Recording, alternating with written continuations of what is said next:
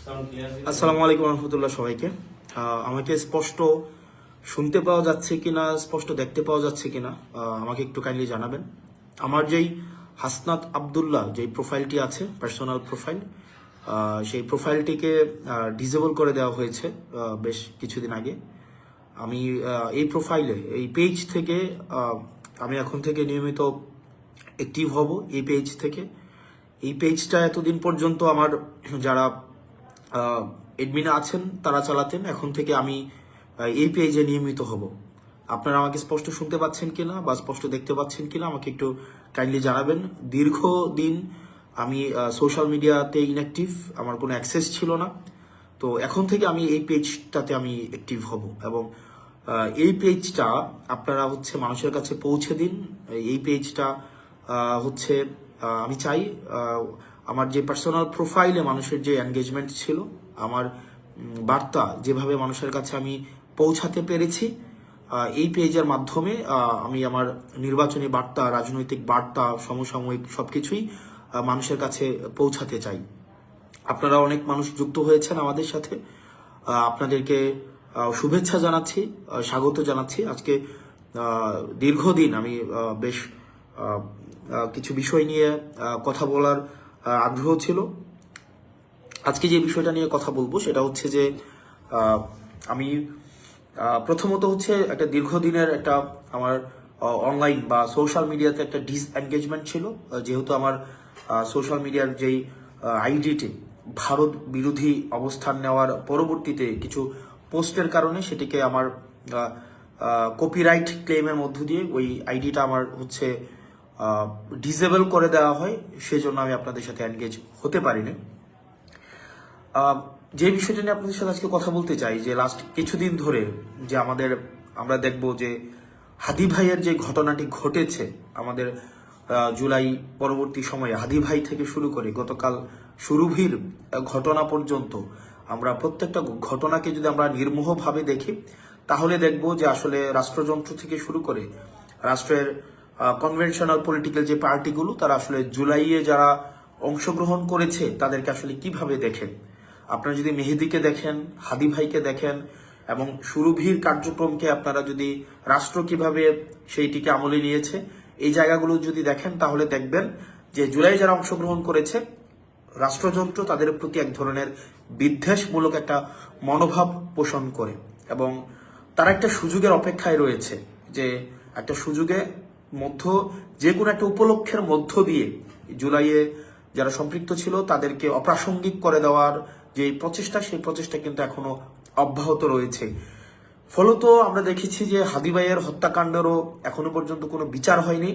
এখনো পর্যন্ত আমরা রাষ্ট্রকে দেখিনি বা সরকারকে দেখিনি, অন্তর্বর্তীকালীন সরকারের যারা দায়িত্বপ্রাপ্ত পুলিশ প্রশাসন থেকে শুরু করে গোয়েন্দা সংস্থা যারা আছে, এখনো পর্যন্ত আমরা দেখিনি কোনো ধরনের দৃশ্যমান কোনো ধরনের পদক্ষেপ নিয়েছে, যেটির মধ্য দিয়ে আমরা মনে করতে পারি যে আপনার বিচারের অগ্রগতি রয়েছে।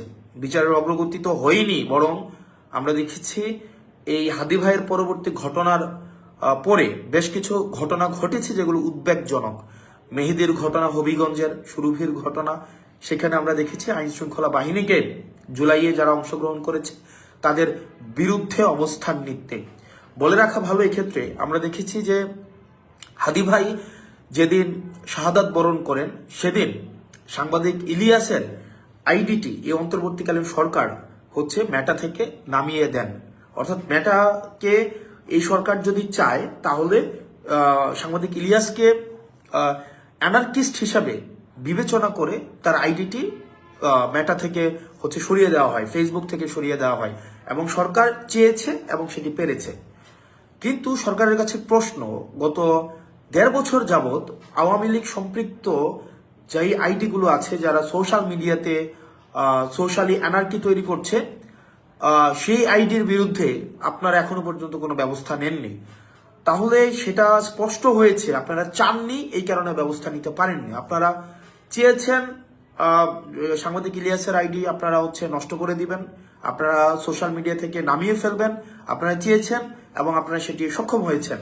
তাহলে আপনাদের কাছে আমার প্রশ্ন, এখনো পর্যন্ত যারা আওয়ামী লীগ পেজ থেকে জুলাই অভ্যুত্থানে যারা অংশগ্রহণ করেছে এবং পরবর্তীতে এই অন্তর্বর্তীকালীন সরকারের বিরুদ্ধে লাগাতার যে ধরনের চরিত্র হনন করেছে, যেভাবে প্রপাগান্ডা ছড়িয়েছে, সেটির বিরুদ্ধে কিন্তু আপনারা কোনো ব্যবস্থা নেননি।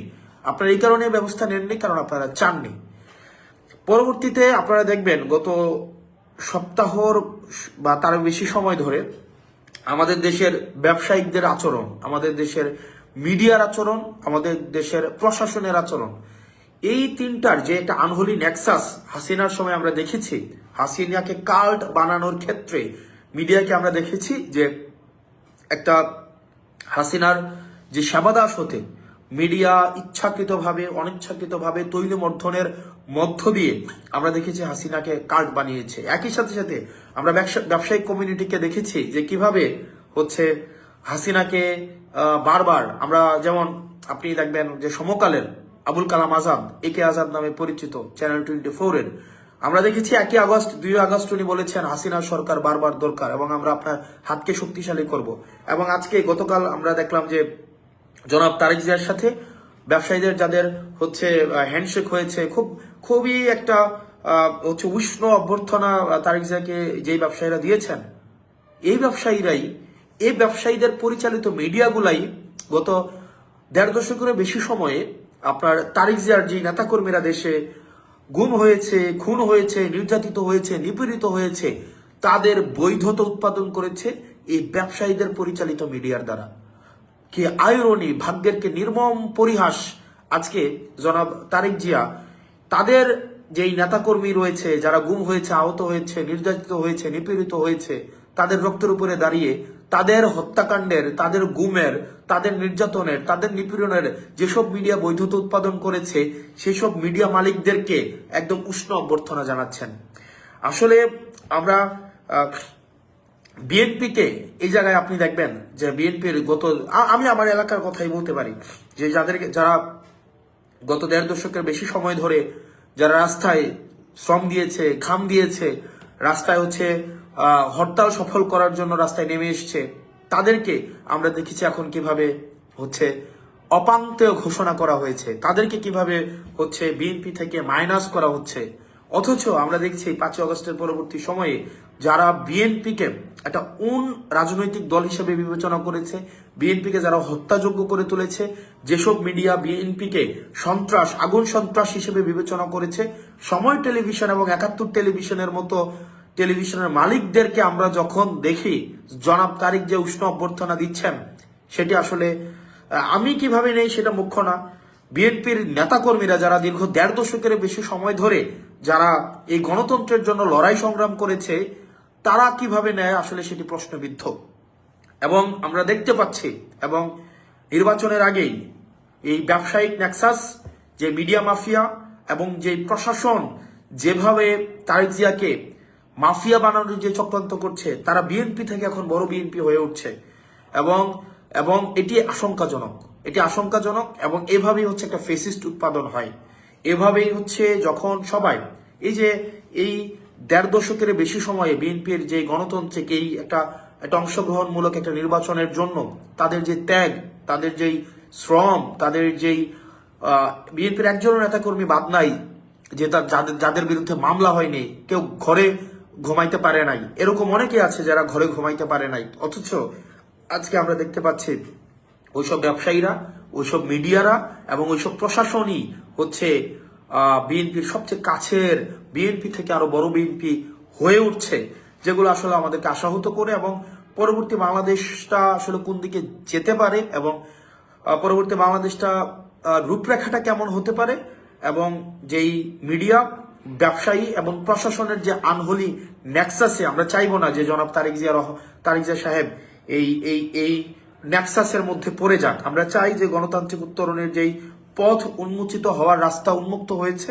সেটি প্রসারিত হোক। আমরা চাই না এই আনহোলি নেক্সাসের মধ্যে পড়ে আবার বাংলাদেশ পশ্চাৎপদ কোন একটা যাত্রা করুক। পরবর্তীতে যে বিষয়টা সেটা যে আমাদের নির্বাচন কমিশনের যে আচরণ আমরা দেখতে পাচ্ছি, সেটি আসলে একটা উদ্বেগজনক একটা আচরণ আমরা দেখতে পাচ্ছি।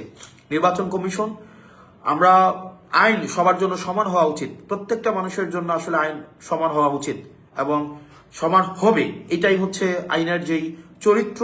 প্রত্যেক স্থান, ব্যক্তি, ধর্ম এবং হচ্ছে গোত্র নির্বিশেষে আইনের প্রয়োগটা আমরা প্রত্যাশা করি সমান হবে। অথচ আমরা দেখতে পাচ্ছি যে নির্বাচন কমিশন ব্যক্তি বিশেষে আইনের ভিন্ন প্রয়োগ ঘটাচ্ছেন। একই কারণে একই রাজনৈতিক দলের মনোনয়ন বাতিল করা হলেও আবার একই কারণে অন্য একটা রাজনৈতিক দলের মনোনয়নকে বৈধ ঘোষণা করছে, যেটি একটা নিরপেক্ষ অংশগ্রহণমূলক রাষ্ট্র যেই প্রতিশ্রুত একটা অংশগ্রহণমূলক নির্বাচনে কতটা নিশ্চিত করবে সেটি আসলে আমাদেরকে নিরাশ করে। আমরা নির্বাচন কমিশনকে আসলে আমরা দেখতে পাচ্ছি না। আমরা নির্বাচন কমিশনের আন্ডারে প্রশাসন থাকার কথা ছিল, নির্বাচন কমিশন আন্ডারে পুলিশ থাকার কথা ছিল। আইরনিক্যালি এই প্রশাসন এবং পুলিশ আমরা দেখতে পাচ্ছি এখন গুলশানের আন্ডারে চলে গিয়েছে, যেটি খুবই দুঃখজনক। আপনারা অনেকেই হয়তো আমার প্রতি ক্ষুব্ধ হতে পারেন, এটাই বাস্তবতা। এবং আমরা যে একটা লব সাইডের একটা প্রশাসন দেখতে পাচ্ছি এবং পুলিশ দেখতে পাচ্ছি, তারা কতটা রাষ্ট্র প্রতিশ্রুত একটা অংশগ্রহণমূলক একটা নির্বাচন করতে পারে সেটি নিয়ে আমাদের আসলে ভাবার সময় এসছে। আমরা আমাদের জায়গা থেকে প্রতিজ্ঞ, আমরা আমাদের কাজ করা অব্যাহত রাখবো। আমরা নিশ্চিত করতে চাই সংস্কারের প্রশ্নে, ভারত বিরোধিতার প্রশ্নে, আগ্রাসন বিরোধিতার প্রশ্নে অনেকেই বলে যে আপনারা আগ্রাসন বিরোধিতার কথা বলেন, আবার দেখা যায় ভারতের সাথে ব্যবসায়িক সম্পর্ক রাখেন। দেখেন, ব্যবসায়িক সম্পর্ক, আমাদের সাংস্কৃতিক যে মেলবন্ধন, আমাদের রাজনৈতিক যে মেলবন্ধন, আমাদের সামাজিক, সাংস্কৃতিক, অর্থনৈতিক এবং ঐতিহাসিক যে মেলবন্ধন রয়েছে সেটি আমাদের অব্যাহত থাকবে। কিন্তু দাদাগিরির যে সম্পর্ক, আমাদের দেশে কে ক্ষমতায় আসবে, কে ক্ষমতা থেকে যাবে সেটি নির্ধারণ করে দেওয়ার যেই একটি বিদেশি প্রবণতা, যে আগ্রাসী যে প্রবণতা রয়েছে, এখানে রাষ্ট্রযন্ত্র, এখানের প্রশাসন, পুলিশ এবং এখানের অর্থনৈতিক রাজনৈতিক কাঠামোতে হস্তক্ষেপ করার যে প্রবণতা রয়েছে, আমরা সেটির বিরোধিতা করছি। আমরা ভারতের আপামর জনগণ, এই যে পিপল টু পিপল যে কমিউনিকেশন, এই যে গভর্নমেন্ট টু গভর্নমেন্ট যে কমিউনিকেশন এবং আমাদের business to business communication, G to যে কমিউনিকেশন, এই কমিউনিকেশন গুলোর মধ্যে যে সাটেল ডিফারেন্স রয়েছে, সেই জায়গাতে আমরা আমাদের প্রশ্নের জায়গাটি সেটি আমাদের পিপল টু পিপল কমিউনিকেশন। সেই কমিউনিকেশনটি আমাদের নির্ধারিত হবে আমাদের ইতিহাস, আমাদের সংস্কৃতি, আমাদের সেটির বাস্তবতায় আমাদের নির্ধারিত হবে। আমরা সেটির বাস্তবতায় নির্ধারিত হবে। কিন্তু আমরা চাই না একটি স্বাধীন সার্বভৌম দেশে, যে আমরা দেখেছি অতীতে যেমনটা হয়েছে, যে জাতীয় পার্টির মতো একটা দল তারা বিদেশে মিটিং করে এসে, ভারতে মিটিং করে এসে আমাদের দেশে বলতো, প্রেস কনফারেন্স করে বলতো যে কি মিটিং হয়েছে আমরা সেটি বলতে পারবো না, এবং আগামী নির্বাচনে কে কি ভূমিকা পালন করবে সেটি ভারত নির্ধারণ করবে। আমরা দেখেছি আওয়ামী লীগের তৎকালীন পররাষ্ট্রমন্ত্রী ভারতে গিয়ে বলে আসতে যে আপনারা যেভাবেই হোক এই সরকারকে টিকিয়ে রাখুন। আমরা চাই বাংলাদেশের সরকার নির্ধারণ করবে বাংলাদেশের জনগণ যাকেই ভোট দিয়ে নির্বাচিত করে বাংলাদেশ জনগণ এবং প্রত্যেকটা রাজনৈতিক দল সেই ম্যান্ডেটকেই সম্মান জানাবে। কিন্তু সেটি যদি জনগণ নির্ধারণ না করে, সেটি যদি ভারত বা পার্শ্ববর্তী দেশ নির্ধারণ করে দেয়, আমাদের প্রশ্নের এবং আমাদের আঙুল উঁচা করার জায়গাটা সেইখানটাই। তো আমরা চাই, আমরা যারা সংস্কারের পক্ষে আমরা যেই জোট অবস্থান নিয়েছি, আমরা আগ্রাসন বিরোধিতার প্রশ্নে যে জোট অবস্থান নিয়েছি, দুর্নীতি বিরোধিতার প্রশ্নে আমরা যেই জোট অবস্থান নিয়েছি, আমরা সেই জোট আমাদের কার্যক্রম অব্যাহত রাখবো। একই সাথে এই নির্বাচনে দুইটা পক্ষ ভাগ হয়ে গিয়েছে, একটা গোলামীর জোট, একটা আজাদির জোট। আমরা আপনাদের কাছে প্রত্যাশা করব এবং আপনাদের কাছে আহ্বান জানাবো, যারা দুর্নীতির বিরুদ্ধে যারা অবস্থান নিবে আপনারা তাদেরকে সমর্থন দিন, যারা আগ্রাসন বিরোধিতার প্রশ্নে যারা অবস্থান নিবে আপনারা তাদেরকে সমর্থন দিন, যারা বিদেশি আধিপত্যের বিরুদ্ধে অবস্থান নিবে আপনারা তাদেরকে সমর্থন দিন, যারা এই সংস্কারের পক্ষে, যারা আধিপত্যবাদের বিরুদ্ধে অবস্থান নিবে তাদেরকে আপনারা সমর্থন দিন। আগ্রাসন বিরোধিতার বিপক্ষে যারা অবস্থান নেবে, আগ্রাসন বিরোধিতার যারা করবে আপনারা তাদেরকে সমর্থন দিন। এবং দিন শেষে আমাদের বহুল কাঙ্ক্ষিত জুলাইয়ের পরবর্তীতে আমাদের আমাদের যে সংস্কার, আমরা সংস্কারের পথে হাঁটছি, সেটিকে যারা বাস্তবায়নের প্রতিশ্রুতি দিবে আপনারা তাদের পক্ষে নেন। সর্বশেষ আমি দেবিদ্বারবাসীকে আহ্বান জানাবো, আমরা দেবিদ্বারবাসীর দীর্ঘদিনের স্বপ্ন, দীর্ঘদিনের আকাঙ্ক্ষা, আমি দেবিদ্বারে বড় হয়েছি, আমি দেবিদ্বার শহরে বড় হয়েছি, আমি দেবিদ্বারের মাটিতে পানিতে আমি বড় হয়েছি, আমি দেবিদ্বার স্কুলে পড়াশোনা করেছি এবং দেবিদ্বারের যে দোকানপাট আছে দেবিদ্বার উপজেলার প্রত্যেকটা দোকানপাটের প্রত্যেকটা মানুষের সাথে আমার হৃদ্যতাপূর্ণ সম্পর্ক আজকের না। আমি 24 বছর, আমার এই 27 বছর বয়সের আমি 24 বছর আমি দেবিদ্বারে অতিক্রান্ত করেছি। আমি সেই জায়গা থেকে আমি আপনাদের কাছে আহ্বান জানাবো, আপনারা যারা আছেন, আপনারা দেবিদ্বারবাসী আপনারা যারা আছেন, আমি আপনাদের সন্তান। আমি বিষয়টা এমন না যে অন্য জায়গা থেকে উড়ে এসে জুড়ে বসেছে। আমি এই মেঠুপথ দিয়ে হেঁটে বেরিয়েছি। আমার স্কুল রেয়াজউদ্দিন স্কুল, এই রেয়াজউদ্দিন পুরান বাজার শিবনগর, এই যে স্কুলের ফাঁকে আমরা আইল দিয়ে হেঁটে বেড়াতাম, মোহন আবাসিক এলাকা, গুমতি আবাসিক এলাকা, পূর্বাস আবাসিক এলাকা, এই শান্তি রোড দিয়ে আমরা হেঁটে বেরিয়েছি, ওই এলাকাগুলোতে থেকেছি। আমাদের আড্ডার জায়গা ছিল দেবিদ্বার সরকারি কলেজ উপজেলা, শান্তি রোডের মাথা। আমি ছিলাম রেয়াজউদ্দিনের ছাত্র, সরকারি কলেজে আমরা খেলেছি। চাপানগর থেকে শুরু করে পৌরসভা, ফতেহাবাদ, ভিরেল্লা, বারেরা, আমাদের মাসিকারা, পুনরা, এই জায়গাগুলো ছিল আমাদের বিচরণ ক্ষেত্র। আমরা হেঁটে বেরিয়েছি, ঘুরে বেরিয়েছি। আমাদের যে 16টা ইউনিয়নের প্রত্যেকটা জায়গায়, বিষয়টি এমন নয় যে রাজনৈতিক কার্যক্রম পরিচালনা করার জন্য, সেই জায়গাগুলোর সাথে আমাদের সম্পৃক্ততা দীর্ঘদিনের, আমার সম্পৃক্ততা দীর্ঘদিনের। এবং বিষয়টি এমন না যে আপনারা আমাকে নির্বাচিত না করলে আপনাদের সাথে আমাদের সম্পর্কের কোনো ধরনের টানাপোড়েন ঘটবে। আপনাদের সাথে আমার যে সম্পর্ক সেটি রাজনৈতিক সম্পর্ক না, সেই সম্পর্কটি হচ্ছে হৃদ্যতার সম্পর্ক, আত্মার সম্পর্ক, আন্তরিকতার সম্পর্ক। এবং আমি বিশ্বাস করি আমাকেও আপনারা সেভাবেই দেখেন। এবং বিএনপির অনেক মানুষ আছে, অনেক মানুষ আছে আমাকে ব্যক্তিগতভাবে পছন্দ করে, এবং আমি বিশ্বাস করি তারা ধানের শীষের রাজনীতি করলেও ভোটটা তারা সাপলাতে দিবে। একই সাথে সাথে অন্য রাজনৈতিক দলের যারা আছে তারা আমাকে এলাকার ছেলে হিসাবে, রেয়াজউদ্দিনের ছাত্র হিসাবে, আমি উপজেলার সন্তান হিসেবে, রসুলপুরের সন্তান হিসেবে, নদীর ওই পারের সন্তান হিসেবে, নদীর এই পারে আমার থাকা, আমি প্রত্যেকটা ইউনিয়নের সাথে আমার ব্যক্তিগতভাবে যে সম্পর্ক, সেই সম্পর্কের কারণে মানুষ আমাকে গ্রহণ করে নিয়েছে, ইতিমধ্যেই গ্রহণ করে নিয়েছে, এবং সেটির বহিঃপ্রকাশ সেটি ঘটবে 12ই ফেব্রুয়ারি। এবং অনেকেই এই নির্বাচনী ইতিবাচক পরিস্থিতিকে বানচাল করার বিভিন্ন প্রচেষ্টা আপনারা দেখেছেন, অব্যাহত রেখেছে। কিন্তু আমি আপনাদেরকে কমিটমেন্ট দিচ্ছি, আপনারা ভোট দিতে আসবেন, আপনারা যাকে ইচ্ছা ভোট দেন। এবং আমি আপনাকে নিশ্চিত করি, আপনি যদি আমার বিরুদ্ধেও ভোট দিতে চান, সেই ভোট যেন আপনি স্বাধীনভাবে দিতে পারেন, সেটির নিশ্চয়তা এবং সেটির অধিকার আদায়ের জন্য আমি কাজ করে যাব। একই সাথে সাথে আমি একটি বিষয় আপনাদেরকে বলবো, ইতিমধ্যে আপনাদেরকে অনেককেই হুমকি ধামকি দেওয়া হচ্ছে অনেক অন্য রাজনৈতিক দলের থেকে, যে কেন আপনি আমার রাজনৈতিক দল করেন, কেন আপনি আমার নির্বাচনী কার্যক্রমে আসেন। দেখেন, এটা হচ্ছে সবচেয়ে নিচু মনের পরিচয়। এর থেকে নিচু মনের পরিচয় আর পৃথিবীতে কিছুই হইতে পারে না। হুমকি ধামকি দেওয়া অর্থাৎ যদি আমি আপনাকে ফোন দিয়ে বলতেই হয় যে কেন আপনি অন্য রাজনৈতিক দলে গেলেন, এর থেকে নিজেকে ছোট করা, এর থেকে আর কিছুই হইতে পারে না। আমি দেবিদ্বারবাসীকে আহ্বান জানাবো, দলমত নির্বিশেষে, আপনি নানা মতের হইতে পারেন, নানা পথের হইতে পারেন, আপনি নানা পেশার হইতে পারেন, নানা বর্ণের হইতে পারেন, আমি আপনার সন্তান। আমি আপনাদেরকে নিয়ে আমি নির্বাচন করতে চাই এবং আপনাদের ভোটেই আমি নির্বাচিত হইতে চাই। আমি শুধুমাত্র আমার দলীয় নেতা কর্মীর ভোটেই শুধুমাত্র আমি নির্বাচিত হবে, বিষয়টা এমন না। আমি চাই আমার মায়েরা, আমার বোনেরা, আমার দেবিদ্বারের, আমার স্কুলের বড় ভাইয়েরা, আমার রেয়াজউদ্দিনের বড় ভাইয়েরা, আপনারা যারা আছেন, এবং আমার প্রবাসী, আমার বাবার বন্ধুরা যারা প্রবাসী আছেন, সৌদি আরব, দুবাই, ওমান, কাতার, বাহরাইন, আপনারা যারা আছেন প্রবাসী রেমিটেন্স যোদ্ধা, দেবিদ্বারের অধিকাংশই হচ্ছে রেমিটেন্স যোদ্ধা, আপনারা যারা আছেন, যারা নানা বর্গের মানুষ, যারা বিভিন্ন শ্রেণী পেশার সাথে যুক্ত, যারা রাজমিস্ত্রি, কাঠমিস্ত্রি, ব্যবসায়ী, শ্রমিক, পেশাজীবী, তারপরে যারা সবজি বেচেন, মাছ বিক্রি করেন, সংসার চালান, যারা চাকরিজীবী, যারা শ্রমজীবী, যারা সিএনজি ড্রাইভার আছেন, যারা মোটরযান শ্রমিকের কর্মচারী কর্মকর্তা আছেন, আমি সবার ভোট প্রত্যাশী। আমি আপনাদের কাছে চাঁদা নিতে কোনোদিন, আমি গত 1.5 বছরে যাই নাই, কোনোদিন যাবও না।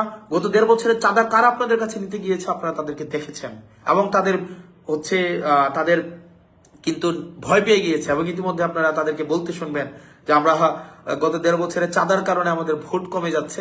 কিন্তু আমরা কারো কাছে 100 টাকার জন্য যাই নাই, কিন্তু আমরা ভোট পাওয়ার জন্য আপনাদের কাছে আমরা ভিক্ষা চাইব প্রয়োজনে। এবং দেবিদ্বারের আপনারা যারা চাকরি করেন, যারা বিভিন্ন বিশ্ববিদ্যালয়ে পড়াশোনা করেন, যারা ইঞ্জিনিয়ারিং এ পড়াশোনা করেন, মেডিকেলে পড়াশোনা করেন, যারা এবার প্রথমবার আপনারা ভোট দিবেন, আমি বিশ্বাস করি আপনারা আবার ভোট তাকেই দিবেন যাকে আপনারা জবাবদিহিতার মধ্যে নিয়ে আসতে পারবেন। আপনারা নিশ্চয়ই এমন কাউকে ভোট দিবেন না যাকে আপনি জবাবদিহিতার মধ্যে রাখতে পারবেন না। আমি আপনাদেরকে উদাত্ত আহ্বান জানাবো, আপনারা আমাকে সমর্থন দিয়ে আমার পাশে দাঁড়িয়ে সকল শ্রেণী পেশার মানুষ আপনারা দেবিদ্বারকে কাঙ্ক্ষিত পরিবর্তনের যেই আমরা যে দেবিদ্বারকে পরিবর্তন চাই, যে গুণগত পরিবর্তন, যেই অবকাঠামোগত পরিবর্তন, শিক্ষার পরিবর্তন, আমাদের সাংস্কৃতিক যেই ইতিবাচক পরিবর্তন আমরা যেটি চাই, সেই পরিবর্তনের আপনি অংশগ্রহণ করুন।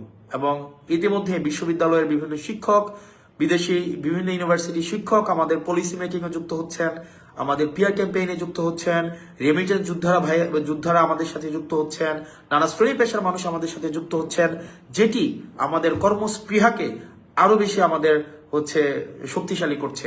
তো আমরা প্রতিনিয়ত আমাদের আগ্রহ আকাঙ্ক্ষা আমাদের বৃদ্ধি পাচ্ছে।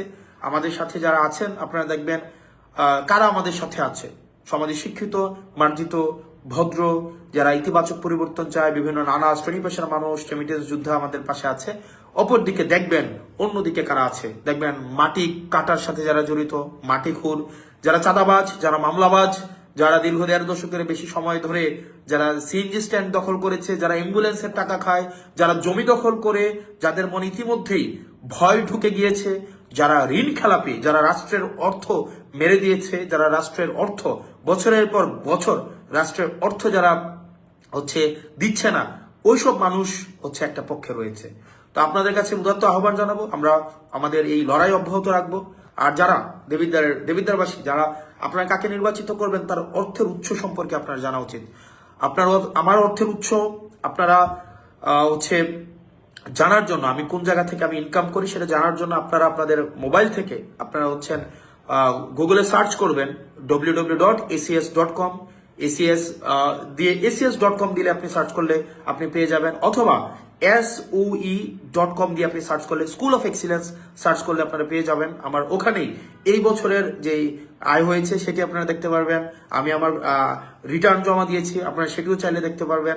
এবং আপনারা ইউটিউবে যদি সার্চ করেন, যে আমার ক্লাস লিখে সার্চ করেন, সেখানেও আমার ক্লাস পেয়ে যাবেন। এবং সেখানে কোর্সের অ্যাডভার্টাইজ করা আছে, সেটিও আপনারা পেয়ে যাবেন। সেটি দিবালোকের মতো স্পষ্ট এবং স্বচ্ছ। তবে একটা অংশ লিখতেও পারে না, একটা অংশ আছে যারা 2 লাইন বাংলাও লিখতে পারে না, 2 লাইন ইংরেজিও লিখতে পারে না, তারা অবশ্যই এগুলো দেখতে পারবে না। কারণ তারা জীবিকা নির্বাহ করে নদীর মাটি কেটে, যারা জীবিকা প্রত্যেকদিন বর্ডারে যায় ইয়াবা সেবন করতে, এবং নেতার সাথে বসে যারা মাদক সেবন করে, এদের এই যে একটা বুদ্ধিবৃত্তিক যে যতটুকু প্রয়োজন, যে এইটা বোঝার জন্য, এটা এক লাইন একটা পেজ ইংরেজিতে পড়ার জন্য যতটুকু সামর্থ্যের প্রয়োজন, তাদের নেতাকর্মীদের এই জায়গাটা নেই। তো আমি আপনাদেরকে বলবো, আমাদের নেতাকর্মীদেরকে বলবেন, আপনাদেরকে পড়ে শোনাই দিবে কিভাবে আসলে এই যে অর্থের উৎসটা আপনাদেরকে শোনাই দিবে। যদি না বুঝেন তাহলে বাংলায় এটাকে ট্রান্সলেট করে দিবে, তাহলে যেন আপনাদের বুঝতে সুবিধা হয়। এবং এখানে আপনারা যারা আছেন, কাঁচা বাজার দখল করেছেন, যারা নিজের পেশা নাই, নিজের নির্দিষ্ট কোনো পেশা নাই, যাদের পেশাই আরেকজনের জমি দখল করা, যারা তাদেরকে দেবিদ্বারবাসী আবার প্রতিহত করবে, দেবিদ্বারবাসী প্রতিহত করবে। এবং মাথায় রাখুন, আপনার দল আপনাকে প্রতিহত করবে। আপনি যদি মনে করে থাকেন আপনার দল আপনাকে সমর্থন দিবে, বিএনপি আর ওই অবস্থানে নাই, বিএনপি আর ওই জায়গায় নাই যে চাঁদাবাজদের প্রশ্রয় দিবে, চাঁদাবাজদের শেল্টার দিবে। আমি বিশ্বাস করি, আমি আস্থা রাখি, দেখবেন আপনার ধানের শীষে স্লোগান দিচ্ছে, কিন্তু ভোট কিন্তু শাপলাকলিতেই দিবে ইনশাআল্লাহ। দেবিদ্বারবাসী ভালো থাকবেন, সুস্থ থাকবেন। আগামীকাল সকাল থেকে আপনাদের সাথে, আজ সকাল থেকে আপনাদের সাথে দেখা হবে আমাদের বারেরা সরকার বাড়ি মসজিদে, সকালে ফজর নামাজ পড়বো, আপনাদের সাথে দেখা হবে। আপনারা সুস্থ থাকুন, ভালো থাকুন। এবং আজকে আমি ওই আইডি ফেরত পাওয়া পর্যন্ত, আমার ওই প্রোফাইল ফেরত আসা পর্যন্ত, আমি এই প্রোফাইল থেকেই আমি রেগুলার আপনাদের সাথে সংযুক্ত হব। আপনারা এটিকে শেয়ার দিয়ে মানুষের সাথে আপনারা যুক্ত করে দিন। এবং আমি প্রতিশ্রুতি দিচ্ছি, আমাদের যে দুর্নীতির বিরুদ্ধে যে আমাদের অবস্থান, এবং আগ্রাসনবাদের বিরুদ্ধে যে আমাদের অবস্থান, সংসারের পক্ষে যে আমাদের অবস্থান, সেটি আমাদের অটুট এবং দৃঢ় থাকবে ইনশাআল্লাহ। আপনারা ভালো থাকবেন, সুস্থ থাকবেন। আসসালামু আলাইকুম আ রহমতুল্লাহ।